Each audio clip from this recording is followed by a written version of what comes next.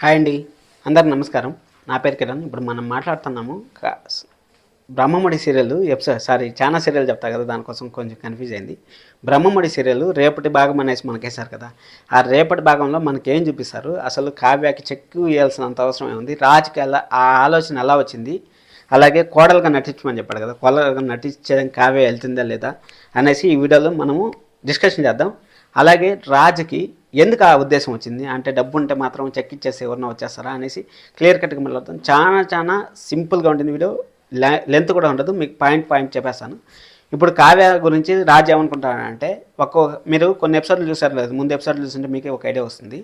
అక్కడ ఏం జరిగిందంటే, కావ్య వచ్చి మీరు అంటే చిన్న డిస్కషన్లు జరిగినప్పుడు నువ్వు డబ్బు కోసమే వచ్చినావు అంటే ఆఫీస్కి మన రాహుల్ వెళ్ళేటప్పుడు ఇప్పుడు పరిస్థితి ఎలా వస్తుంది, మన కావ్య పోయేసి ఆఫీస్లో ఏదైనా ప్రాబ్లం వస్తే ముందు పడి అక్కడ సాధించేది అవంతా చేస్తాను కదా. అవంతా చేసే కొందికి రాజుకి ఏమైపోయిందంటే, కావ్యలో డబ్బు పిచ్చింది, అంటే డబ్బు ఇచ్చిందంటే కావ్య ఏమన్నా చేయగలదు అనేసి మైండ్లో ఫిక్స్ అయిపోయింది. మైండ్లో ఫిక్స్ అయిపోవడం వల్ల రాజు ఏమవుతుందంటే, రాజు నా కిందే పనిచేయాలి, అంటే నా కింద అంటే నేనేం చెప్తే అదే జరగాలి, నాదే శాసనం ఉండాలి. అసలు నువ్వు ఊరు థర్డ్ పర్సన్, అసలు ఒక చిన్న మిడిల్ క్లాస్ నుంచి వచ్చావు, అది గోల్డెన్ స్పూన్లకి కోడలు అయ్యావు, అసలు అది కూడా అన్ఎక్స్పెక్టెడ్గా పెళ్లి జరిగింది, నువ్వు ఊరు అసలు నాకు చెప్పడానికి అనేసి మన రాజు వచ్చి భయంకరమైన తలపొగరు వచ్చింది. ఇంతకుముందు రాజుని చూస్తే కొంచెం పాజిటివ్ వైబ్స్ వచ్చేది. ఎందుకో ఆ డైరెక్టర్ గారు కూడా అట్టే చేస్తూ ఉంటారు. ప్రతి ఒక్క సీరియల్లో హీరోయిన్ తక్కువ చేసి హీరోయిన్ మాత్రం యాడుకోలేపుతా ఉంటారు. అసలు ఎందుకు ఈ విధంగా చేస్తూ ఉంటారు నాకైతే అర్థం కాలేదు. సరే, మనం సీరియల్ గురించి మాట్లాడదాం.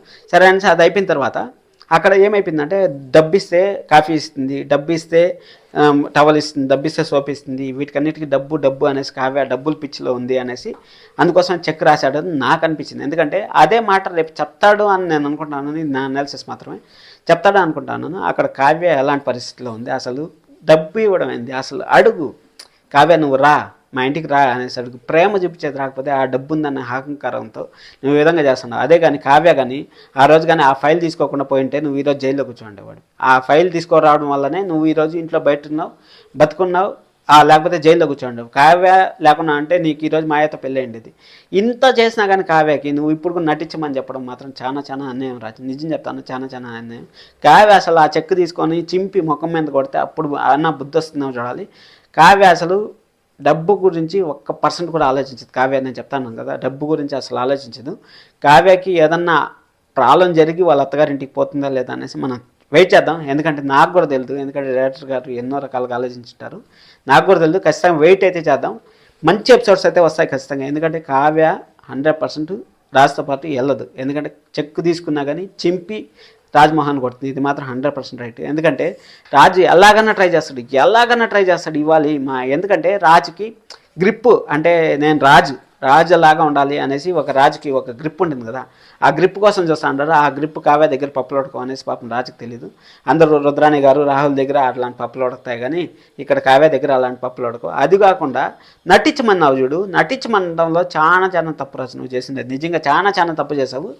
సరే, నువ్వే ఇంకొక వారం దినాలు కావ్య రాకపోతే ఇంట్లో ఎలాంటి పరిస్థితులు వస్తాయి, ఆ పరిస్థితులు చూసిన తర్వాత నువ్వు మారకుండా ఉంటావా, మేము కూడా చూడకుండా ఉంటావా, చూద్దాం, వెయిట్ చేద్దాం.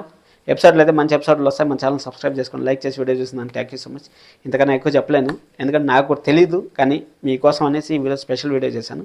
Thank you, love you all. Subscribe చేసుకున్న వాళ్ళందరికీ, లైక్ చేసి వీడియో చూసిన వాళ్ళందరికీ thank you so much. Bye.